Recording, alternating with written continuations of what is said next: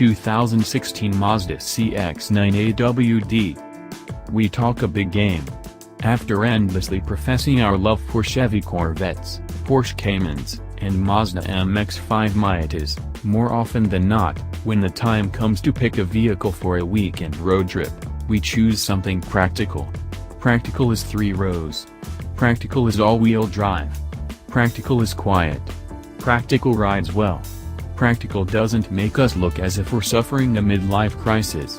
And practical gets driven. In our long-term fleet, the vehicles that rack up 40,000 miles the quickest are always minivans and 3-row SUVs.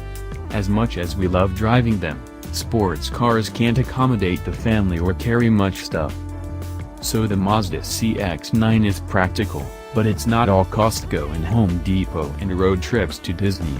The CX-9 looks like something Karl Lagerfeld would use to run errands on whatever his version of a nice little Saturday might be. A wholesale redo, the new CX-9 lifts the design idioms of Mazda's own CX-5 but also borrows some styling cues from the Infiniti QX70, the SUV formerly known as the FX. The big Mazda, especially on its optional 20-inch wheels, looks elegant enough to wear a designer badge. Some of what makes the Mazda appear expensive is actually its restraint. Yes, the large chrome grille juts menacingly forward and has LED lighting inside it, but Mazda's designers appear to have sculpted the clay with hands when forming the CX-9, rather than hacking at it with swords. Even the Mazda's paint looks like a budget breaker. Covered in a finely flaked hue called machine gray, the CX-9 glows. This SUV has the presence and style to rival Acura's MDX and Infiniti's QX60. It's the same story inside. Mazda's material choices look and feel rich. Many of the plastics are so finely grained and soft to the touch that they appear to be bovine-based. On our top-spec signature tester, sticker price $45,215, there are open-pore rosewood trim pieces, aluminum accents, and soft brick-colored Napa leather seats. The gaps are consistently tight, and the trim all lines up with an obsessive attention to detail. In an effort to bring the CX-9's noise levels up market, Mazda tells us it worked on suppressing the tire roar that plagued the previous CX-9. The replacement has a thicker floor pan, 53 pounds of sound deadening under the carpet, and an acoustically laminated windshield and front windows. The work pays off with a low 65 decibels of noise at 70 miles per hour, 4 less than the last CX-9 we tested and the same as the Tesla Model X. Our only gripes up front are related to the seats. The driver's chair doesn't go low enough and needs more thigh support, and the passenger seat produces the same complaints while lacking any height adjustment. In the second row, there's ample space for adults, provided they slide the split bench all the way back. However, second row legroom comes at the expense of third row space. Unlike some competitors, Mazda doesn't offer captain's chairs in the second row. The split bench second row folds forward to ease entry into the way back, but the Ford Explorer, Honda Pilot, and Toyota Highlander, with their second row walkthroughs, make it easier. The competition also beats the CX-9's 2-person third row. The Mazda's rearmost row is kid-friendly, but the Highlanders and the Pilots work better for adults, and each can theoretically hold 3. There is a 14 cubic foot cargo hold in the Mazda, and folding its third row increases that to 38 cubic feet. With both rows folded flat, there's 71 cubic feet of space, but the Mazda is on the smaller end of the 3-row spectrum. Also, you'll be doing the folding yourself as power folding seats aren't available. And while the rest of the class offers V6 power, the CX-9 comes with only a 4-cylinder turbo. The engine displaces 2.5 liters and makes 250 horsepower on 93 octane and 227 horses on 87, says Mazda. On California's 91 octane fuel, it makes something in between and can run 0 to 60 miles per hour in 7.2 seconds. It passes through the quarter mile in 15.7 seconds at 88 miles per hour. The Pilot and Explorer Sport are both quicker to 60 by about a second. The V6-powered Highlander is about a tenth slower than the CX-9. According to Mazda, using a 4 instead of the old 3.7-liter V6 saves 132 pounds.